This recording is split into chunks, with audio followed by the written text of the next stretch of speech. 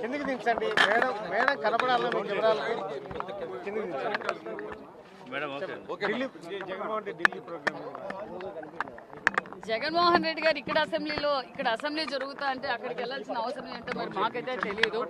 ఎందుకంటే మరి ఇక్కడ ఆయన ఉనికి ఎలాగో లేదు, అక్కడికి వెళ్తే ఏదో ఢిల్లీ మీడియా అంతా వస్తుంది, నేషనల్ మీడియా వస్తుంది, నా ఉనికి చాటుకుందామని వెళ్ళారే తప్ప సమస్య ఇక్కడ కదా. 5 సంవత్సరాలుగా ఆయన ఏం చేశారో ఇక్కడ మేము ప్రశ్నలు వేస్తాము, అభివృద్ధి ధ్యేయంగా పనిచేస్తున్నామని తెలుసుకొని ఇక్కడ సమస్యలు చూసుకోకుండా ఢిల్లీకి వెళ్ళాల్సిన అవసరం ఏముందండి? మరి తుక్లక్ పాలన కాదా ఇది? తుక్లక్ ఆలోచన కాదా? గతంలో 5 సంవత్సరాలు ఆ తుక్లక్ పరిపాలనలో రాష్ట్రాన్ని ఏ విధంగా చేశారో మళ్ళీ ఇప్పుడు వెళ్ళి ఆ తుక్లక్ రోడ్లో తుక్లక్ నిరసన తెలియజేస్తే ఎవరు పట్టించుకుంటారండి? ఆయన ఉనికి చాటుకునే దానికోసం ఈ ప్రయత్నాలు చేస్తున్నారు తప్ప ఇంకోటి. రాష్ట్రంలో అరాచకాలు చేశారు అని చెప్పేసి ఈ విషయాన్ని, రాష్ట్ర విషయాన్ని కేంద్రం దృష్టికి తీసుకెళ్తారు, రాష్ట్రపతి దృష్టికి తీసుకెళ్తా అంటున్నాడు, ప్రధానమంత్రి అన్నాడు, కేంద్ర మంత్రి అన్నాడు.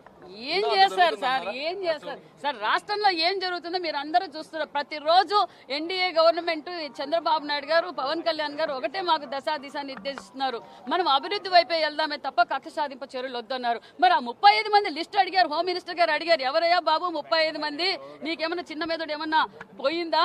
ఎందుకు ఇలా మాట్లాడుతున్నావు? ఎవరు దాంట్లో? తెలుగుదేశం వాళ్ళు, వైసీపీ వాళ్ళు, ఎవరు? వాళ్ళ సొంత కక్షలతో వాళ్ళు చంపుకొని గంజాయి తాగి వాళ్ళు చంపితే అది మరి తెలుగుదేశం పార్టీ మీద వేయడం గత 5 సంవత్సరాలుగా ఏం జరిగిందో జగన్మోహన్ రెడ్డి గారు మర్చిపోయారా అని కూడా తెలియజేస్తారు. అసెంబ్లీ సమావేశాలు జరుగుతుంటే ఇక్కడ రాకుండా ఆయన ఢిల్లీ అధ్యక్షుడు, దీన్ని ఎలా అర్థం చేసుకోవాలి?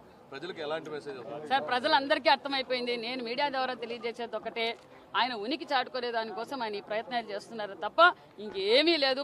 యావత్ ప్రజలందరికీ తెలుసు, ఎన్డీఏ ప్రభుత్వం అయితేనే ఈ రాష్ట్రాన్ని అభివృద్ధి చేయగలదన్న అనే ఉద్దేశంతోనే సంపూర్ణమైన మెజార్టీ ఇచ్చారు. మేము కూడా అదే లక్ష్యంతో వెళ్తున్నాం.